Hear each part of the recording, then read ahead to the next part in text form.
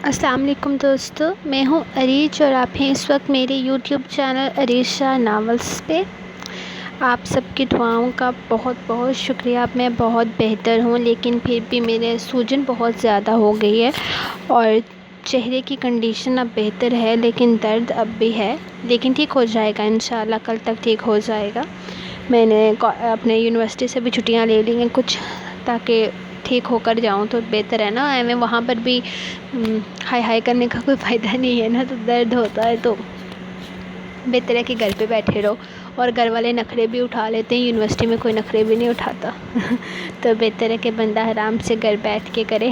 تو ابھی میں گھر پہ ہی ہوں 2 دن، تو ایپیسوڈ میں نے لکھ لی تھی، لیکن وہی مسئلہ ریکارڈنگ والا کہ ریکارڈنگ کیسے کروں گی۔ تو آج میرے گرنے کا یہ فائدہ ہوا ہے کہ میرے بھائی نے مجھے ٹوٹیاں لا دی ہیں کہ ان کے اندر تم ریکارڈنگ کرنا، جو بھی کرنا ہوا کرنا، تو باہر بیٹھ کے سردی میں کچھ بھی کرنے کی ضرورت نہیں ہے۔ تو یس، مجھے ٹوٹیاں نویں مل گئی، تو اب میں انہیں سے ریکارڈ کروں گی۔ تو آج میں سٹارٹ کرنے جا رہی ہوں جانے عشقم کی قسط نمبر 107۔ کل میں نے ٹائٹل پہ ایپیسوڈ کا نمبر غلط لکھ لیا تھا، تو وہ میں نے سیٹ کر دیا تھا بعد میں۔ تو تھینک یو جس نے بھی میری غلطی نکالی تھی، کیونکہ وہ والا کمنٹ مجھے سپریٹ اس کا میسیج آ گیا تھا کہ یہ نوٹیفیکیشن آئی ہے۔ تو میں نے کہا چلو یہ پہلے میں چیک کر لیتی ہوں کہ میں نے کدھر غلطی سے 107 لکھ دی ہے۔ پھر جب میں نے دیکھا تو ہاں سچ میں وہاں پہ 107 لکھا ہوا تھا، اب میں نے فٹافٹ سے جا کے اس کو چینج کر دیا۔ باقی ایپیسوڈ پہ نمبر بھی ٹھیک تھا اور میں نے بولا بھی ٹھیک تھا۔ باقی ہم آج شروع کریں گے جانے عشقم کی قسط نمبر 107۔ میں نے آپ لوگوں کے کہنے پر، جن لوگوں نے کہا ہے کہ ہمیں تو رومانٹک ایپیسوڈ بھی چاہیے اسپیشل والی، تو ان کے لیے 4 قسطوں کا اضافہ کیا ہے ناول میں۔ تو ان کے لیے 4 قسطیں الگ سے آئیں گی۔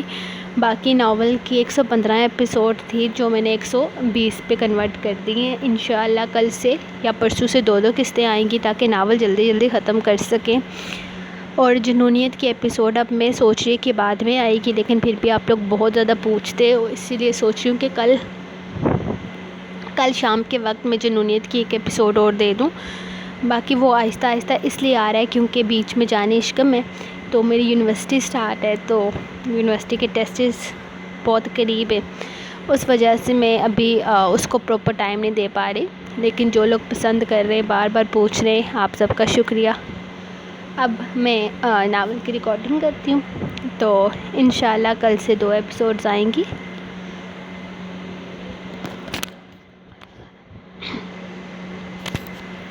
جانے عشقم قسط نمبر 107، تحریر عریشہ۔ کیا عبداللہ بھائی کی شادی وہ بھی اس کے ساتھ؟ بالکل بھی اچھی نہیں ہے۔ خبردار جو کسی نے میرے عبداللہ بھائی کے پلے اس کو باندھا، اس کو تو میں کسی دشمن کے ساتھ بھی نہ بدلنے دوں، وہ پریشانی سے کہنے لگی تھی، جبکہ دادا جان اس کے انداز پر غصے میں آ گئے تھے۔ لڑکیوں میں ایسی چھوٹی موٹی لڑائیاں جھگڑے چلتے رہتے ہیں، لیکن اس کا یہ مطلب نہیں کہ اس بچپنے میں آ کر کوئی بڑا فیصلہ کر لیا جائے۔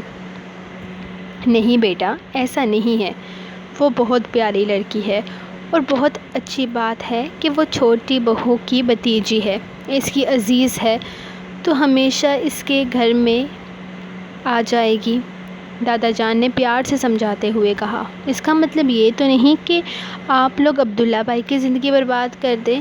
ایک بار ان سے پوچھیں تو صحیح، مجھے یقین ہے انہیں انکار ہوگا، اور ہو سکتا ہے کہ وہ کسی اور کو پسند کرتے ہوں، اور آپ پہلے فیصلہ کر لیں، اور عبداللہ بھائی سے ان کی مرضی تو جانیں۔ عنایا کو 100% یقین تھا کہ وہ انکار کرے گا۔ بابا، میں نے اس سے پوچھا تھا، اگر اسے کوئی لڑکی پسند ہے تو وہ ہمیں بتا دے، لیکن اس نے کہا کہ اسے کوئی بھی لڑکی پسند نہیں ہے، جہاں گھر کے بڑے فیصلہ کریں گے وہی صحیح ہے، وہیں پر شادی کرے گا، اور آپ کو تو پتہ ہے نا یہ عورت ہماری فیملی کو لے کر پہلے ہی کتنی بدظن ہو گئی ہے۔ پہلے ہی زوراور کے لیے اس نے جو زرشے کا رشتہ مانگا، اس کی وجہ سے اس نے بہت ہنگامہ کر رکھا ہے، وہ اپنی بیوی کے بارے میں بات کرتے ہوئے کافی سخت غصہ ہو گئے۔ ہاں یہ بھی سچ ہے کہ جب زراور کی شادی کا ذکر کیا گیا تب سے ہی وہ انہیں بہت زیادہ پریشان کر رہی تھی کہ یمنا کا خیال کسی کو کیوں نہیں آیا۔ حالانکہ اس کے لیے انہوں نے خود جا کر دل و جان سے بات بھی کی، لیکن اس کے باوجود بھی انہوں نے اس کی بات پر غور نہ کیا۔ لیکن مہربان شاہ نے بھی کہہ دیا کہ یہ ان کے بھتیجے کی اپنی مرضی تھی کہ وہ کس سے شادی کرنا چاہتا ہے، وہ اس معاملے میں کچھ بھی نہیں کر سکتے تھے، اور سب کو ہی زراور کا فیصلہ پسند بھی تھا۔ لیکن اس کے بعد بھی انہوں نے یہ موضوع نہیں چھوڑا تھا۔ انہیں اپنی بھتیجی کا ضرورت سے زیادہ ہی دکھ ہو رہا تھا۔ جب پتہ چلا تھا کہ زراور نے پہلے ہی نکاح کر رکھا ہے، تب سے ہی وہ بہت زیادہ اس بات کو لے کر پریشان کر رہی تھی کہ زرشے نے ہی کچھ ایسا کیا ہے کہ وہ مجبور ہو کر اس لڑکی سے نکاح کے لیے راضی ہو گیا۔ بے شک ہزار بار اسے یہ بات دہرا چکے تھے کہ زراور کے ساتھ شادی کرنے میں اس کی اپنی مرضی شامل تھی، لیکن پھر بھی ان کی بیوی کو سمجھنا تھا جو سمجھنا تھا ان کی بیوی کو سمجھنا تھا جو وہ سمجھنا ہی نہیں چاہتی تھی۔ اسی لیے انہوں نے اس موضوع پر بات کرنا ہی چھوڑ دیا تھا۔ لیکن پچھلے کچھ دنوں سے عبداللہ کو لے کر وہ ان کے پیچھے لگ گئی تھی کہ انہیں عبداللہ اور یمنا کے بارے میں سوچنا چاہیے۔ انہوں نے اس بارے میں جب عبداللہ سے بات کی تو اس نے بڑی فرمانبرداری سے کہہ دیا، بابا جیسا آپ کو بہتر لگے وہی کر لیں، مجھے آپ کے کسی فیصلے پر کوئی اعتراض نہیں ہے، اور فیصل ماموں کی ساری بیٹیاں بہت اچھی ہیں۔ انہیں یہ بات بہت اچھی لگی تھی کہ اس نے اپنی شادی کا حق ان کو دے دیا تھا، اور وہ یہ بات بھی جان گیا تھا کہ وہ یمنا کے بارے میں بات کر رہے ہیں۔ بظاہر انہوں نے یمنا کا نام تو نہیں لیا تھا، ہاں لیکن یہ ضرور کہا تھا کہ ماموں فیصل کی بیٹی سے اس کی شادی کرنا چاہتے ہیں۔ بس اسی لیے انہوں نے بھی یہ بات آ کر دادا جان کے سامنے رکھ دی تھی، جس پر وہ تو کوئی بھی کچھ نہیں بولا، لیکن عنایہ کو بہت اعتراض تھا۔ پر اس کے اعتراض کو دادا جان فی الحال کے لیے کوئی اہمیت نہیں دے رہے تھے۔ ان کی نظر میں عبداللہ کی مرضی اس رشتے میں شامل تھی، لیکن عنایہ زور دے رہی تھی کہ عبداللہ سے پوچھا جائے، جبکہ وہ انہیں بتا بھی چکے تھے کہ عبداللہ سے پہلے ہی بات کر چکے ہیں، لیکن پھر بھی عنایہ کسی بات کے پیچھے لگ جائے تو پیچھے ہٹتی ہی نہیں تھی۔ اب اس نے کہہ دیا تھا کہ وہ خود عبداللہ سے بات کر لے گی۔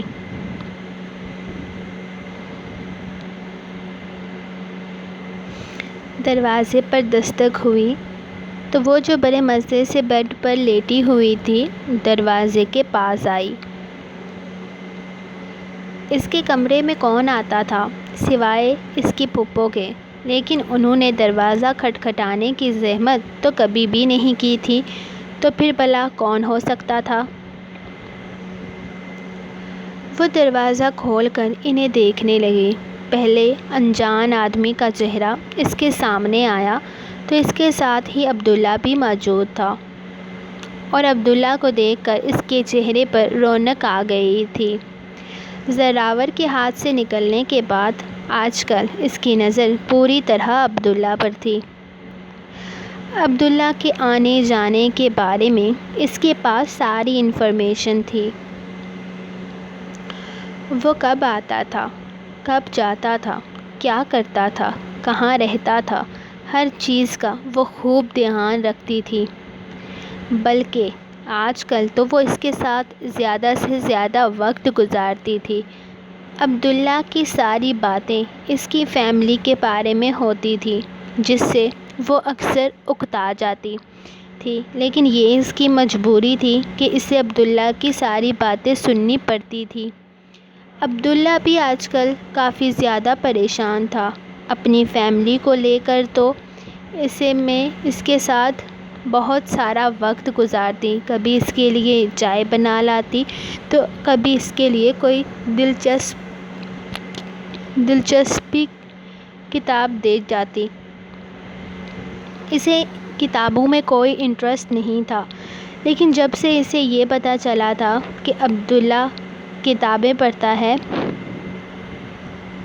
اس میں بھی اس کے کمرے میں جا کر اس کی کتابوں کی کلیکشن کو دیکھ کر اندازہ لگایا تھا کہ وہ کس طرح کی کتابیں پڑھنا پسند کرتا ہے، اور اسی کے حساب سے اس کے لیے وہ کتابیں لاتی تھی جو عبداللہ کے پاس پہلے سے موجود ہوتی، اور اگر موجود نہ ہوتی تو وہ شوق سے لے لیتا تھا، اور بدلے میں وہ بھی اسے اسی طرح کی کوئی کتاب گفٹ کر دیتا تھا جسے لے کر وہ اس کے سامنے خوشی کا اظہار کرتی اور بعد میں خوب ہنستی۔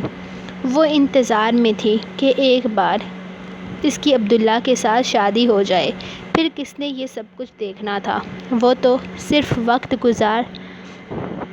گزر جانے کا انتظار کر رہی تھی، پھر اس نے اپنی مرضی سے اپنی زندگی گزارنی تھی۔ اس کے لیے یہ تھوڑا سا مشکل وقت تھا، اسے یقین تھا کہ وہ یہ سب کچھ کرنے میں کامیاب ہو جائے گی، لیکن اسے سمجھ نہیں آ رہا تھا کہ عبداللہ اس وقت اس کے کمرے میں کیا کر رہا تھا۔ عبداللہ، آپ یہاں، یہ کون ہے؟ اس نے عبداللہ سے سوال کیا۔ کچھ نہیں، بس یہ لوگ تھوڑی انفارمیشن لینا چاہتے ہیں۔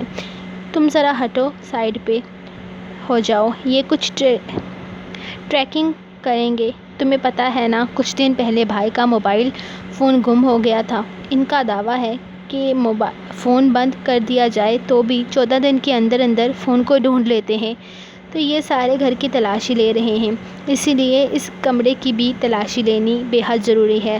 تم ایسا کرو، کمرے سے باہر نکل جاؤ، یہ خود ہی یہاں سے چیکنگ کر لیں گے۔ وہ اپنی بات مکمل کرتا اندر داخل ہو چکا تھا، جبکہ اس کے چہرے کی رنگت ہی بدل گئی تھی۔ بے شک فون آف پڑا تھا، لیکن تھا تو یہیں اسی کے کمرے میں۔ اگر ان لوگوں کو پتہ چل گیا کہ فون کہاں ہے تو کیا ہوتا، وہ سوچ ہی سکتی تھی۔ فون یہاں کیسے ہو سکتا ہے؟ آپ بھی حد کرتے ہیں، میرے کمرے میں تو کوئی آتا ہی نہیں ہے، اس نے پریشانی سے دیکھتے ہوئے کہا، جبکہ عبداللہ اس کے کمرے سے نکل جانے کے لیے کہا تاکہ وہ لوگ پرسکون سے اپنا کام کر سکیں۔ وہ کمرے سے نکلنے پر مجبور ہو گئی تھی، نہ چاہتے ہوئے بھی اسے وہاں سے جانا پڑ گیا تھا، لیکن اس کا دل بہت تیزی سے دھڑک رہا تھا۔ وہ تیزی سے سیدھی اپنی پھوپھو کے کمرے میں آئی تھی۔ وہ لوگ میرے کمرے میں تلاشی لے رہے ہیں، اور اگر یہ سچ مچ فون تک پہنچ گئے تو فون میں نے الماری کے اوپر چھپا رکھا ہے، اور مجھے ڈر لگ رہا ہے۔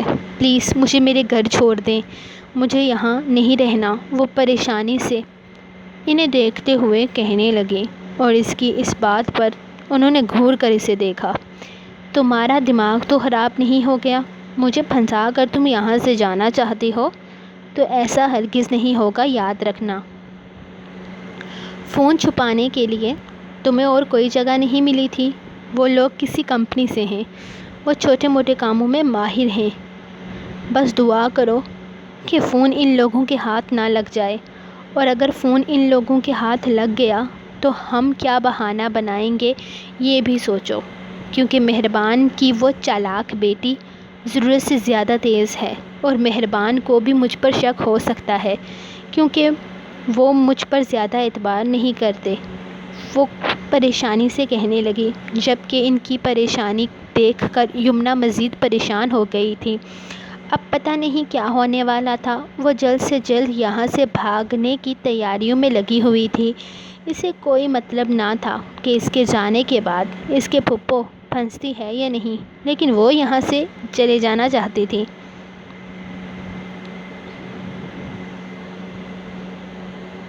سر، فون مل گیا، یہ اوپر پڑا ہے۔ صفحات میں فون اسے دکھانے لگا۔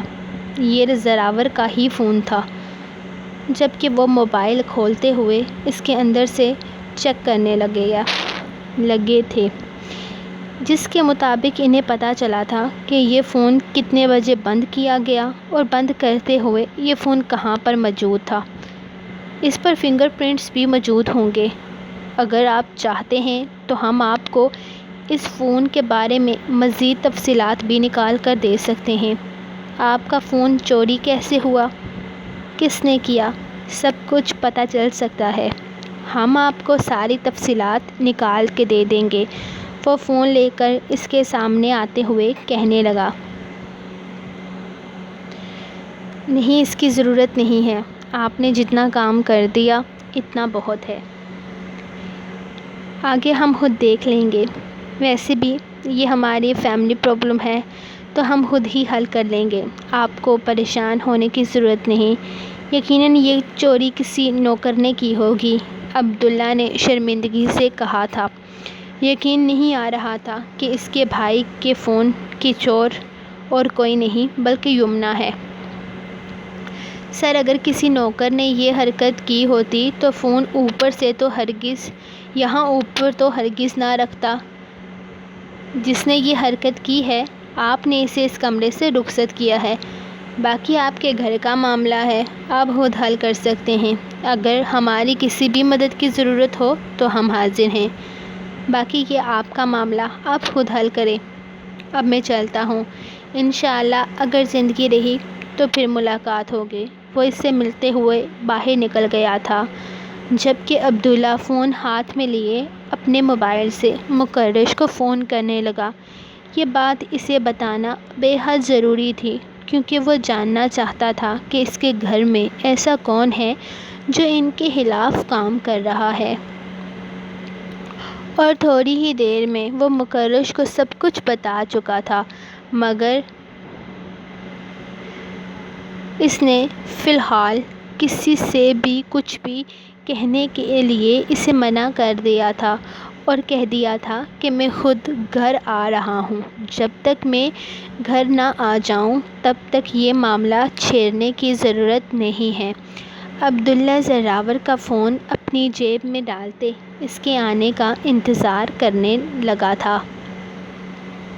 سو گائز، یہ رہی آج کی ایپیسوڈ۔ انشاءاللہ اگلی ایپیسوڈ میں یمنا کا قصہ تمام ہو جائے گا اور مطلب ناول اینڈ کے بے حد قریب ہے، تقریباً فائنل ہی چل رہا ہے، کلائمیکس ہی چل رہا ہے اس ناول کا۔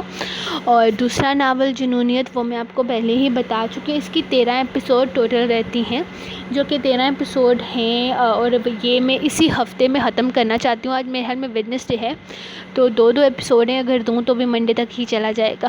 تو انشاءاللہ میری کوشش یہی رہے گی کہ آگے اگلے 6-7 دنوں میں اس کو ہر حال میں ختم کر سکوں۔ آپ لوگ بھی تھوڑا سپورٹ کریں، لائک کیا کریں۔ آپ لوگ بالکل بھی لائک نہیں کرتے ہو۔ فیس بک والوں کو تو فی الحال میرے جو خاص ریڈرز ہیں جن کا ذکر میں اکثر کرتی ہے، جب میں نے 1-2 کا نام لیا تو باقی سب نے ناراض ہو جانا ہے۔ وہ بھی کہتی ہیں آپ ایپیسوڈ دے ہی کیوں رہے ہو، آپ کو دینی ہی نہیں چاہیے اتنے کم رسپانس پر۔ پھر میری وہی بات ہے، 10 ایپیسوڈ پہ میں کچھ نہیں بولوں گی، 11ویں ایپیسوڈ پر میں نے ہنگامہ کرنا ہے، کیونکہ کم رسپانس تو نہیں چلے گا۔ رسپانس تو مجھے اچھا چاہیے اور ہر قیمت پر چاہیے۔ تو انشاءاللہ ابھی میں نیکسٹ ایپیسوڈ، سچی بتاؤں تو میں نیکسٹ ایپیسوڈ میں نے ہاف لکھی ہوئی ہے، تو میری کوشش رہے گی کہ میں لکھ سکوں 12 بجے تک لاسٹ ٹائمنگ۔ اگر لکھ سکی تو ٹھیک ہے، اپلوڈ کر دوں گی، اگر نہیں تو 12 بجے سے آگے ویٹ کرنے کی ضرورت نہیں ہے، آپ لوگ سو جائیے گا۔ اگر ہو سکی تو رات کو میں کر دوں گی، اگر نہیں ہو سکی تو کل صبح کر دوں گی۔ لیکن کوشش میری یہی ہے کہ اگلی 13 ایپیسوڈ، کیونکہ تقریباً 14-15 تک میرا ناول ختم ہونے والا تھا، لیکن ریڈرز کی فرمائش ہے کہ ہمیں ایک رومانٹک ایپیسوڈ تو چاہیے ہر کپل کی، جو کہ آپ نے پورے ناول میں نہیں دی۔ ویسے ایسا ہے نہیں، میں نے دی ہیں ایپیسوڈز، کافی زیادہ رومانٹک ایپیسوڈ بھی دی ہیں۔ تو ٹھیک ہے یار، آپ لوگ کہتے ہو تو ایک رومانٹک ایپیسوڈ ہر کپل کی آئے گی۔ تو انشاءاللہ میں ملوں گی آپ کو یا تو نیکسٹ ایپیسوڈ میں آج رات کو ہی یا پھر کل صبح، جب تک میں لکھ سکی۔ تو تب تک کے لیے آپ لوگ اپنے رائٹر کو دیں اجازت، ملتے ہیں نیکسٹ ایپیسوڈ میں، تب تک کے لیے اللہ حافظ۔